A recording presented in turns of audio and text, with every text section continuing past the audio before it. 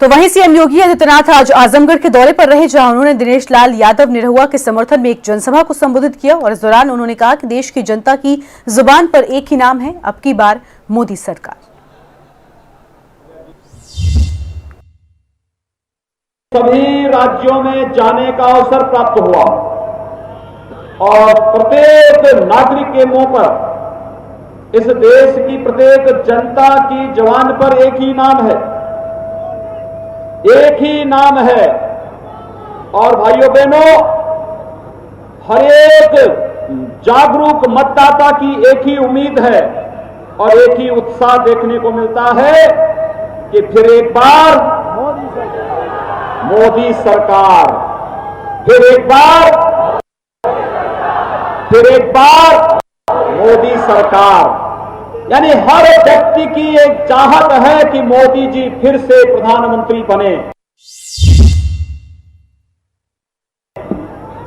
तो भाइयों बहनों, जब उत्तर प्रदेश में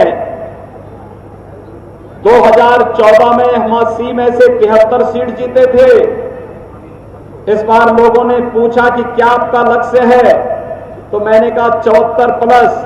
तो कहा 73 तो सीट जीते थे, 74वीं सीट कौन होगी? तो मैंने कहा आजमगढ़ होगी। और यही अपील करने के लिए मैं आपके बीच आया हूं। क्या आप 74वीं सीट भारतीय जनता पार्टी को आजमगढ़ देने जा रहे हैं? इधर पूछ रहा हूं, बीच में, इधर। और भाइयों बहनों, मैं इसीलिए आपके बीच आया हूं। आजमगढ़ को एक पहचान दिलाने के लिए, आप सब जानते हैं, आज देश और दुनिया के अंदर समाजवादी पार्टी और बहुजन समाजवादी पार्टी ने आजमगढ़ को इतना बदनाम करवा दिया है।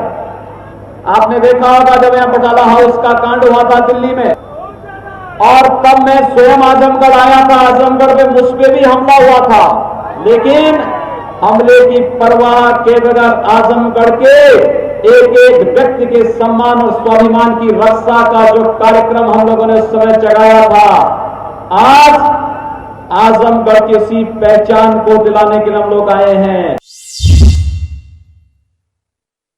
कभी आजमगढ़ की पहचान यहां के साहित्यकारों से, यहां के कलाकारों से, यहां के हरिहरपुर जैसे घरानों से होती थी, और आज आजमगढ़ को सपा बसपा ने आतंक और अपराध का गढ़ बना करके बदनाम करने की जो कुत्सित चेष्टा की है, इससे उभारने के लिए हम लोग आए हैं।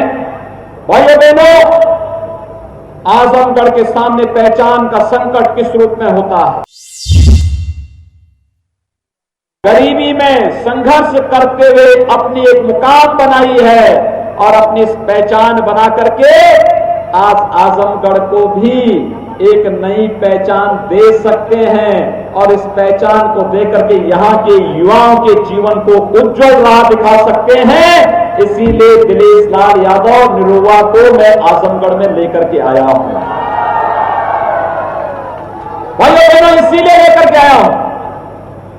हमने कहा कि नहीं, जो लोग निरहुआ के बारे में कहते हैं कि नचनिया है, नहीं, उनको बताया जाना चाहिए कि एक कला और संस्कृति का प्रतीक है, और इस कला और संस्कृति के प्रतीक के साथ आजमगढ़ को जोड़ना है। आजमगढ़ को आतंक और अपराध के साथ नहीं जुड़ने देना है। यही अंतर है।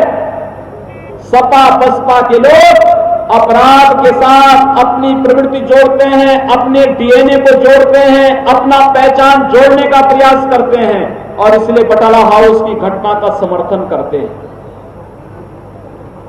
हम लोगों के लिए देश की सुरक्षा महत्वपूर्ण है, यहां का विकास महत्वपूर्ण है, यहां के प्रत्येक नागरिक के जीवन में खुशहाली आए, यह हमारे लिए महत्वपूर्ण है।